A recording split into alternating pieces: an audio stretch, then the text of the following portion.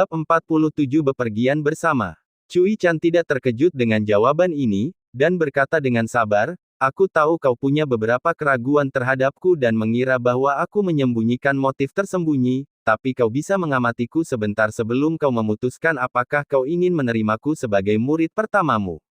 Saat ini, tingkat kultivasiku tidak istimewa, tapi aku punya banyak sekali pengetahuan dan pengalaman, dan aku tahu adat istiadat dan tradisi bangsa Sui besar seperti punggung tanganku sendiri, jadi jika aku menemanimu dalam perjalananmu ke bangsa Sui besar, itu akan sangat berarti. Cui Chan dapat melihat bahwa Chen Pingan masih sama sekali tidak tergerak, tetapi dia tidak patah semangat oleh hal ini, dan dia melanjutkan, yakinlah, aku tidak datang ke sini dengan tangan kosong hanya untuk memintamu menerimaku sebagai muridmu. Sebagai gantinya, aku telah menyiapkan satu set hadiah yang sangat berharga untukmu, salah satunya adalah salinan dari album binatang dan roh yang terberkati, yang merupakan sesuatu yang hampir dimiliki oleh setiap kultivator keliling dari 5 tingkatan tengah. Selain itu, salinan milikku bahkan lebih berharga karena secara alami mengandung 5 atau 6 jenis roh. Cui Chan menghitung hadiahnya satu persatu dengan jarinya sambil melanjutkan, ada juga satu set 4 harta karun untuk dipelajari, yang salah satu kuasnya berisi ikan pemakan tinta. Terlepas dari apakah Anda memutuskan untuk menulis atau melukis menggunakan kuas, setelah selesai, Anda tidak perlu mencuci kuas karena ikan pemakan tinta akan melahap semua tinta. Bukankah itu menakjubkan? Tentunya Anda harus setuju bahwa ini adalah alat yang luar biasa bagi setiap sarjana. Mengenai tintanya, tinta ini terdiri dari 3 kali lipat tinta pinus. Ketuk batang tinta dengan jari-jari Anda, dan akan menghasilkan suara yang menyenangkan seperti gemerisik jarum pinus yang tertiup angin.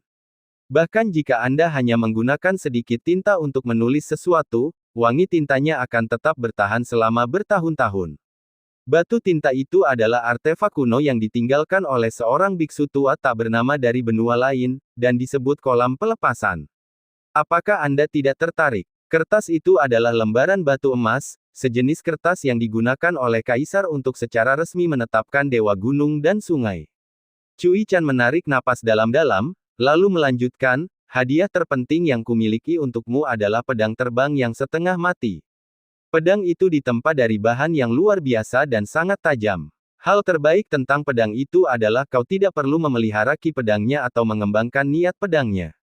Sebaliknya, kau pada dasarnya akan dapat langsung menggunakannya. Saya memperoleh pedang terbang itu secara tidak sengaja, dan itu telah menjadi barang berharga dalam koleksi saya selama bertahun-tahun. Saya belum menyempurnakannya selama ini, bukan karena saya tidak menganggapnya sebagai pedang yang bagus, tetapi karena saya bukan seorang pendekar pedang, jadi akan sangat sia-sia bagi saya untuk menyempurnakan pedang terbang yang begitu bagus. Awalnya, Cui Chan penuh semangat dan antusias, tetapi suaranya semakin pelan saat berbicara. Ia menemukan bahwa Chen Pingan tidak tampak tergoda sedikit pun oleh hadiahnya, sebaliknya, semakin banyak hadiah yang ia sebutkan, semakin tegas pandangan penolakan di mata Chen Pingan. Ekspresi putus asa muncul di wajah Cui Chan saat dia mengatupkan kedua tangannya di depan dada dan bertanya dengan nada memelas, apakah itu masih belum cukup? Aku datang ke sini dengan penuh ketulusan untuk menjadi muridmu. Jika kau tidak percaya padaku, aku bersumpah. Jika aku menyimpan sedikit saja rasa tidak suka padamu, maka biarkan aku disambar petir tepat di tempatku berdiri. Tidak, Chen Pingan menyatakan dengan suara tegas sambil menggelengkan kepalanya. Chen Pingan pertama kali melihat Cui Chan di bengkel pandai besi Tuan Ruan, dan saat itu, ia mengira anak itu adalah pembantu terpelajar Wu Yuan.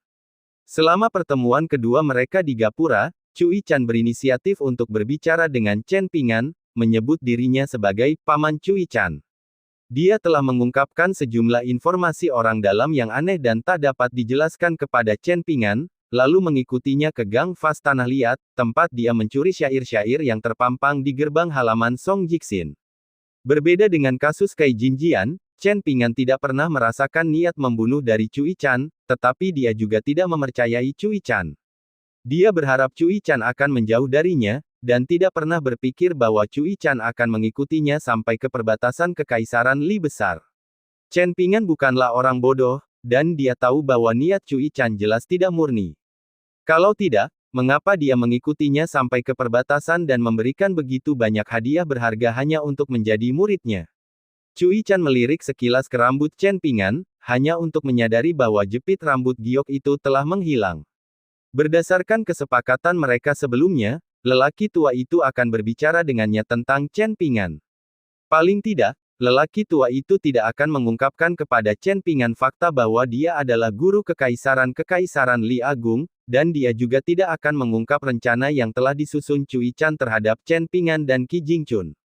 Adapun mengapa lelaki tua itu membiarkannya lolos begitu saja dan mengapa dia memutuskan untuk keluar dari hutan kebajikan di saat seperti ini, sementara hasil dari situasi tersebut jelas sudah diputuskan, Cui Chan tidak mau repot-repot mencoba dan menyimpulkan alasan di balik semua ini.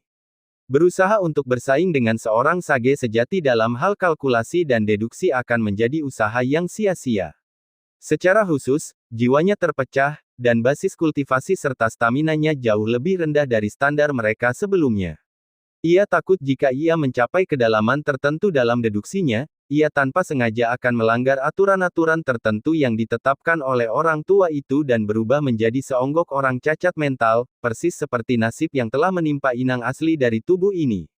Chen Pingan, apakah kau tidak bertemu dengan seorang sarjana tua yang memberitahumu tentang situasi di stasiun relay bantal kota Lilin Merah? Tanya Cui Chan. Alis Chen Pingan sedikit berkerut karena bingung. Cui Chan dengan saksama mengamati ekspresi Chen Pingan, dan dia dapat melihat bahwa Chen Pingan tidak berpura-pura bereaksi.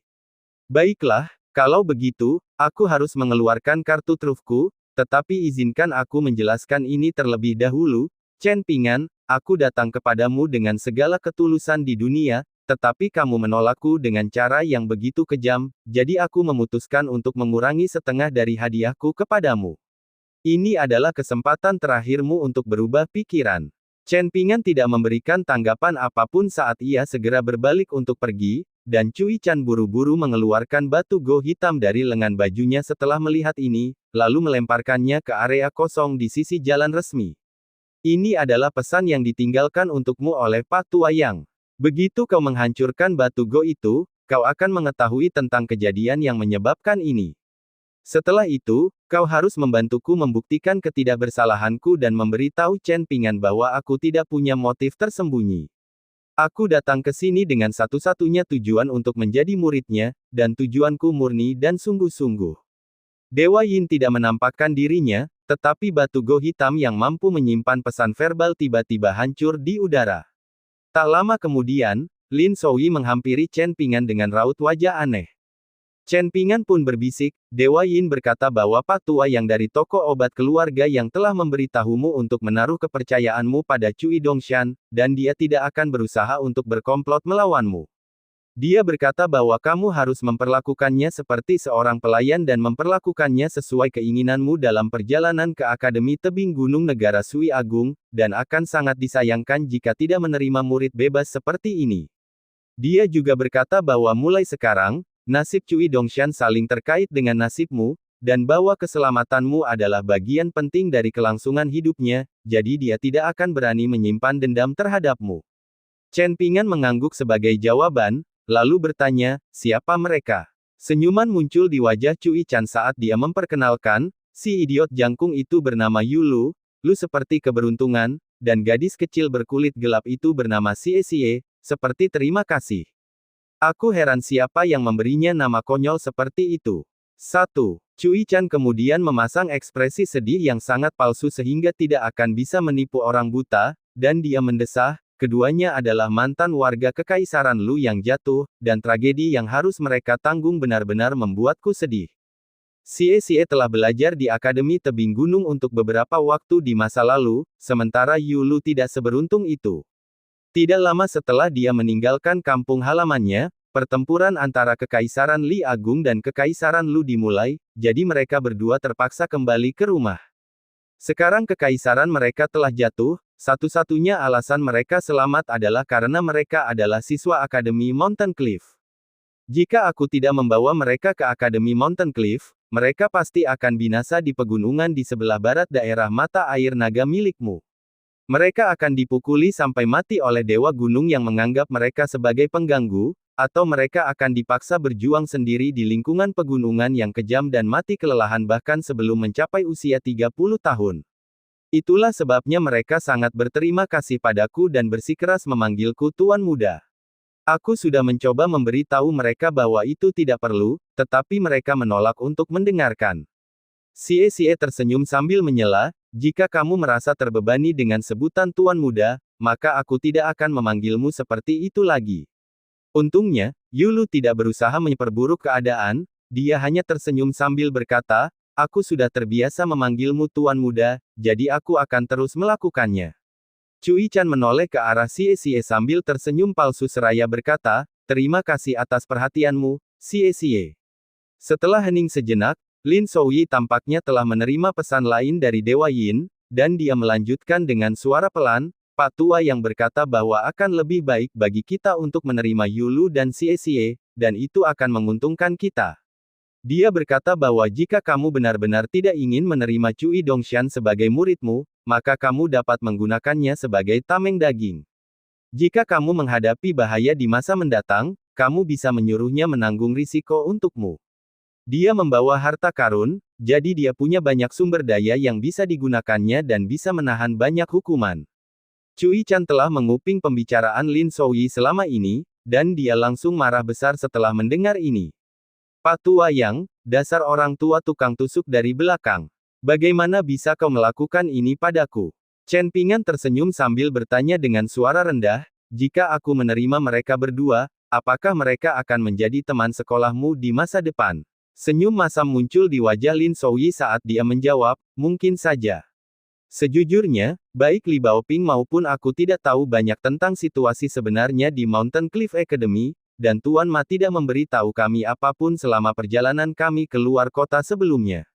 Li Huai telah mencuri pandang ke arah Yulu selama ini, dan dia merasa bahwa Yulu adalah seseorang yang bisa diajak bergaul. Paling tidak, dia tampak lebih mudah didekati daripada Li Baoping yang pemarah dan kasar serta Lin Souyi yang dingin dan acuh tak acuh. Yulu membawa beberapa barang bawaan yang berat di punggungnya, dan setelah menyadari tatapan yang diberikan Li Huai kepadanya, dia tersenyum dan mengangguk ke arah Li Huai sebagai tanggapan. Sementara itu, Li Baoping sesekali melirik Xie, dan mata mereka bertemu lebih dari satu kali. Berbeda sekali dengan saat mereka bertemu dengan pendeta Tao tua yang buta dan murid-muridnya, saat Li Baoping langsung menyukai gadis kecil berwajah bulat dengan nama panggilan Jiwer, Li Baoping tidak bisa memaksakan diri untuk menyukai Xie. Ada senyum di wajah Xie, membuatnya mustahil untuk mengetahui emosinya yang sebenarnya, tetapi dia juga tidak terlalu menyukai Li Baoping. Ini adalah pertama kalinya mereka berdua bertemu, jadi permusuhan yang mereka rasakan satu sama lain jelas tidak ada hubungannya dengan akal sehat atau logika. Chen Pingan menoleh ke Cui Chan dan berkata, Yulu dan Xie bisa bergabung dengan kita, tapi kamu tidak bisa. Senyum Cui Chan langsung memudar saat dia bertanya, mengapa? Karena menurutku kamu bukan orang baik, jawab Chen Pingan. Pernyataan Chen Pingan ini agak kekanak-kanakan, tetapi tidak ada yang menganggapnya lucu. Bahkan Li Huai, yang selalu riang dan tidak pernah gentar oleh apapun, bisa merasakan tekanan yang menyesakkan di udara. Yulu menoleh ke belakang, dan menemukan gumpalan debu besar di kejauhan. Bumi bergetar pelan di bawah hentakan kaki kuda, dan tanah tampak seperti petani rendahan yang dicambuk hingga menyerah, hanya bertahan hidup sambil menderita dalam diam. Aura perkasa para prajurit berkuda kekaisaran Li besar menyapu udara, dan meskipun itu hanya satu unit yang terdiri dari 30 hingga 40 pasukan kavaleri ringan, mereka masih memancarkan aura membunuh yang mengancam. Mata Yulu menyipit tanpa sadar saat melihat ini.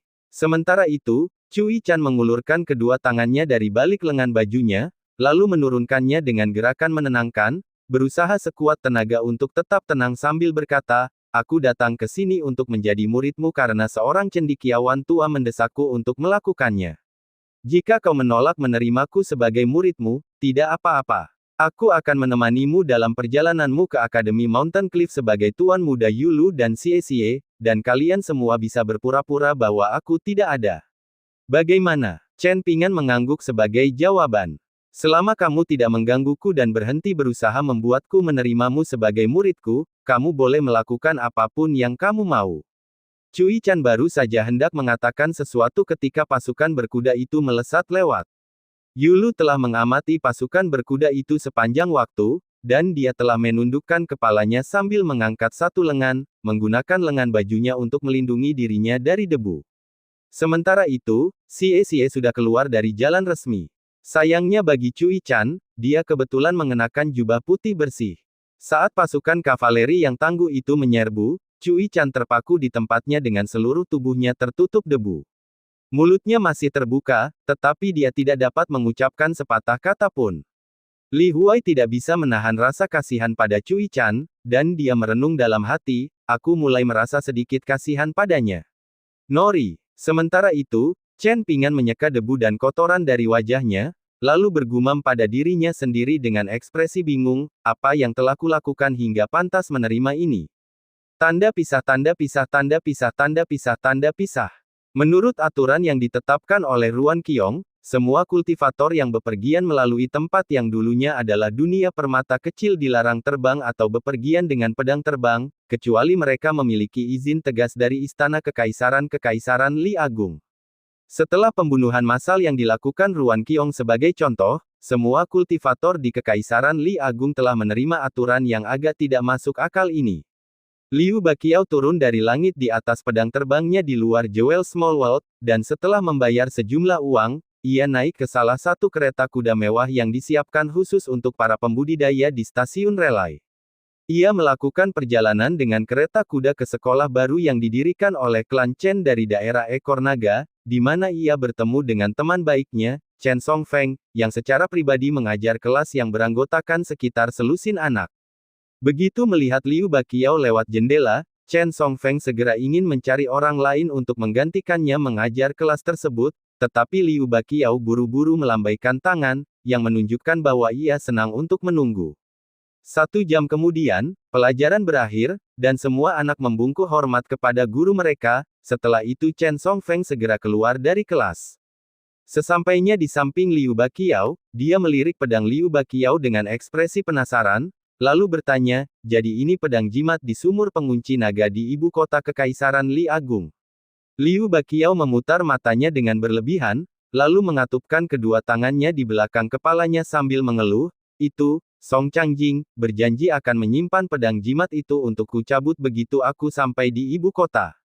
Dalam perjalanan ke sana, aku mendengar banyak cerita tentang bagaimana seseorang telah mengambil pedang jimat itu. Aku tidak mempercayai mereka, mengira Song Changjing hanya menyebarkan rumor palsu untuk menenangkan semua orang agar tidak ada yang mencoba mengambil pedang jimat itu sebelum aku sampai di sana, tetapi ketika aku sampai di sana, aku menemukan bahwa pedang itu telah diambil oleh seorang wanita bernama Yang Hua.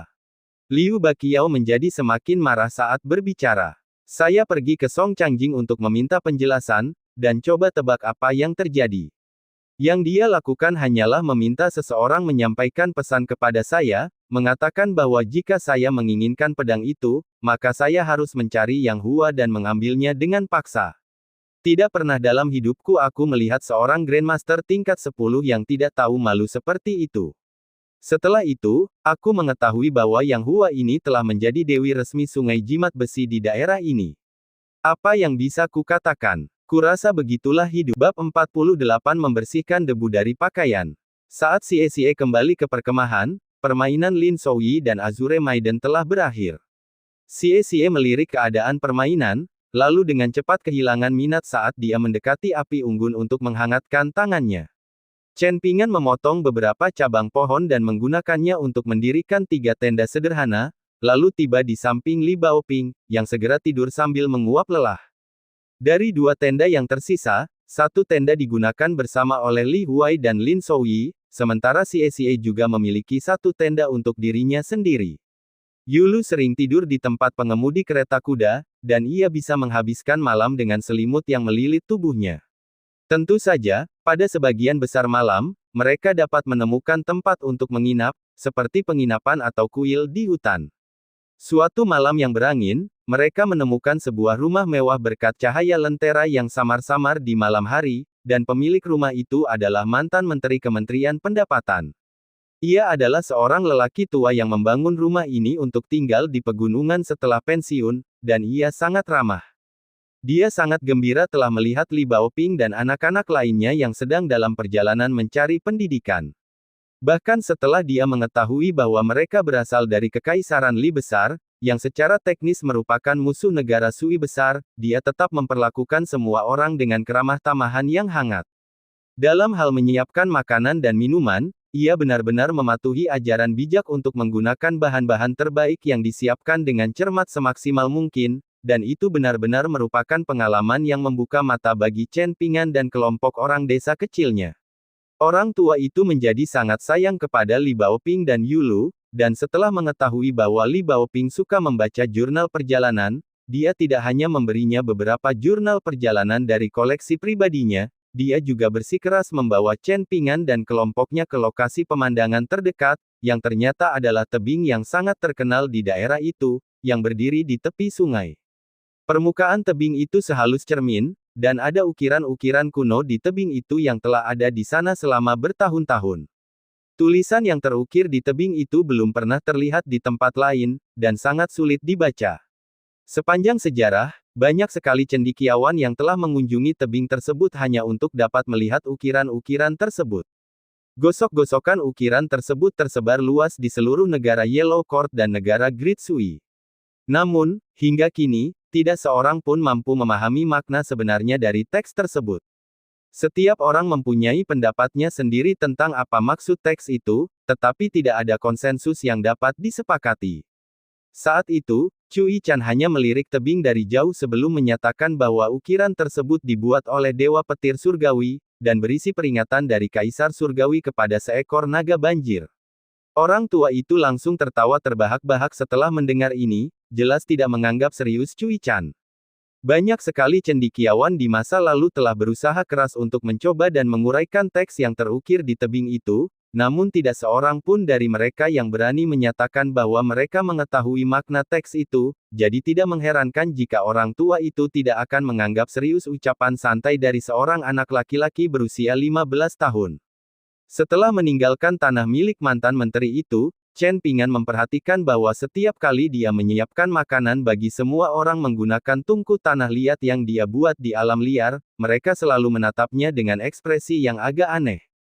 Khususnya, pada suatu kesempatan, Li Baoping tiba-tiba berkata, "Paman muda, masakanmu benar-benar lezat. Aku tidak berbohong padamu, masakanmu sama lezatnya dengan masakan yang kita makan di rumah menteri Ma." Li Huai juga merasa sedikit mengantuk, jadi dia kembali ke tenda setelah memberitahu Lin Souyi.